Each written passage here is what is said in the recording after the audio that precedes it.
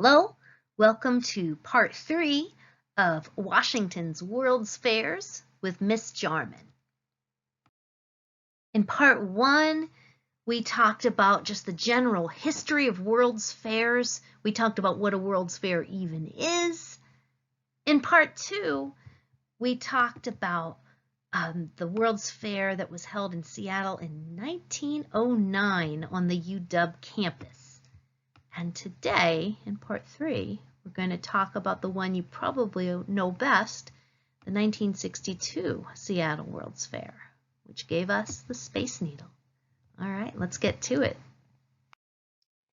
Let's just take another look at that 1909 World's Fair at the UW campus. We talked about that last time in part 2. If you missed it, you can go back and watch that video and then come watch this one. And now we're going to fast forward a little bit. And fast forward. We're going to go forward in history about 50 years or so.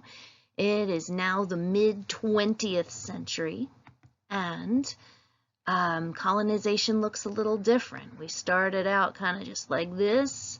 Now the United States is spread all the way from ocean to ocean, taking territories from the Spanish while they're at it.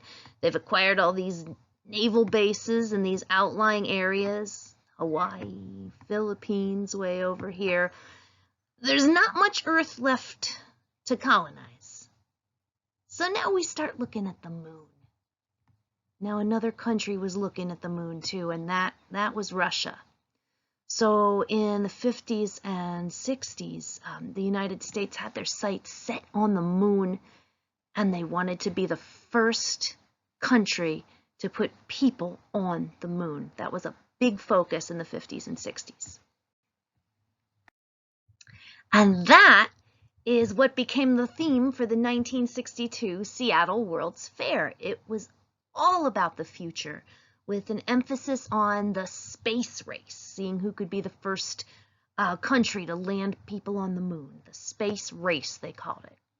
So the fair introduces the world to NASA, and it was very big on science and just promoting science as really like a patriotic thing.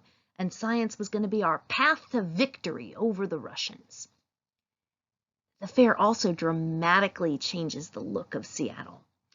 Remember that in the 50s and prior to that, the city wasn't really regarded as a major city. We had lumber, we had airplanes, but we were a port, but it wasn't really looked at in the same way as like New York or Chicago or the big cities.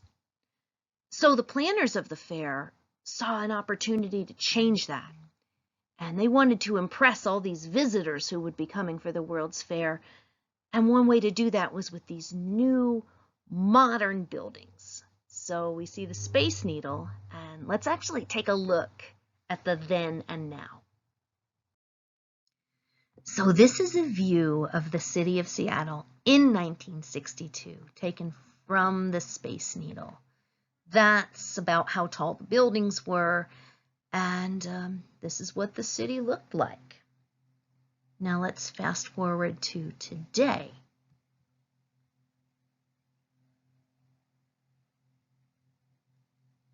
Same vantage point, but look at how much it's changed. Look at the tall glass skyscrapers and the tall buildings, and it's just a much bigger city now. And the 1962 World's Fair was kind of the catalyst for all of that. That's how it all gets started. They called it the Century 21 Exposition. Remember, it was the 20th century. So talking about the 21st century at that time felt very, ooh, the future. And we had those skyscrapers, we had monorail and the Space Needle, we had NASA explaining about the space program. We even had the Bubbleator. It was this bubble-shaped elevator that could fit about 100 people. It was in the Key Arena, what is now the Key Arena. And it would take people upstairs to this exhibit about the future. It was just so space age, futuristic. So with all this focus on the future, do you think the World's Fairs had finally ended that colonizing tone and stopped putting indigenous humans on display, as they had in the earlier World's Fairs? Let's think about that. Is it likely? Well, things were different in 1962. There weren't any living human exhibits at this World's Fair like there was in 1909. Things were different, but they weren't exactly better.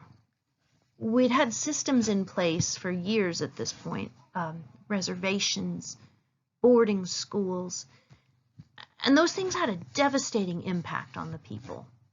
Generations of trauma, loss, and displacement ends up leading to widespread poverty. Now, the United States tries to help through attempts at reorganization here and there, but the United States could not seem to fully realize that they sort of created this situation. They had a role in disenfranchising people in the first place. So in 1956, we see something called the American Indian Relocation Program. And the point of it was to, these reservations that the United States had created and forced people to stay on were not doing very well. So in 1956, they had this program to take people out of the reservation and relocate them to American cities. Seattle was one place. Now, of course, when they got to Seattle, they experienced the racially restrictive real estate practices that were widespread at the time. We call this redlining. So by the time of the 1962 World's Fair, white people generally regarded Native Americans with pity and kind of an undertone of blame. Meanwhile, there's a growing interest in tribal art and artifacts. For centuries, white people had amassed collections of appropriated items. So maybe way, way back in the day, they'd been traded with the maritime fur traders. Oftentimes, more likely, these artifacts and art were seized or stolen from graves, stolen during war. And then the white people who came into possession of these artifacts kept them or sold them, and these items just moved around among white people who kept them in what they called curiosity cabinets, or put them in museums, or gave them to universities. And around this time in history, white anthropologists and artists are starting to be interested in tribal art. So there's one such collection. This anthropologist in Seattle goes to a lot of trouble to track down all these artifacts around the world, but doesn't really include any indigenous people in that effort. She just amasses all these artifacts and she creates a display at the World's Fair, which was, again, meant to be a celebration. Here's the poster that they used to promote it. And here's that professor with all her white students just kind of picking over this native art without really much native input. So it was meant to be, yay, Northwest Coast. But it was given a very inferior placement in the art exhibit. There was a lot of art at this World's Fair, and the native art was kind of just put in the lobby that you walk through on your way to see the Western art. Also, they set the artifacts up just as sculptures and didn't really explain their original purpose. They didn't have dates on them. They didn't even explain which tribes they came from. So, I guess it's a step forward from having people on display like it's a zoo, but it was still, not great. I will say there was also a native artist who was commissioned to carve story poles for the fair. So he was a part of that too.